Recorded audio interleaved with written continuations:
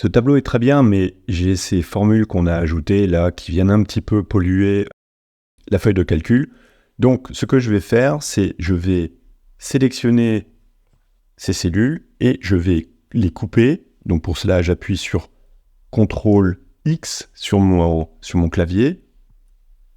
Et ce que je vais faire, c'est je vais les copier. Je crée ici une nouvelle feuille et je vais les coller ici. J'appuie sur CTRL V sur mon clavier.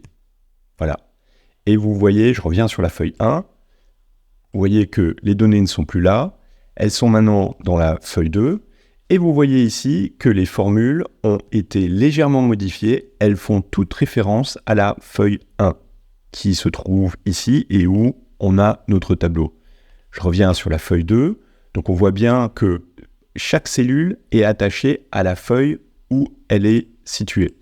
Maintenant, on a feuille 1, feuille 2.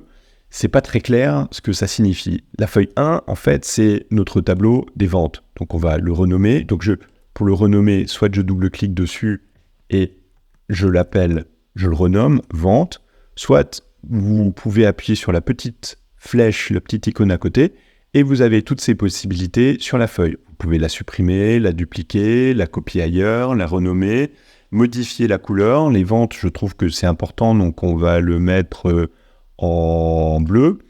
Et si vous voulez voir toutes vos feuilles, il y a aussi la possibilité de cliquer ici et vous voyez les deux feuilles de calcul qui sont disponibles dans votre fichier Google Sheets et vous voyez aussi celle qui est en couleur et celle qui est active.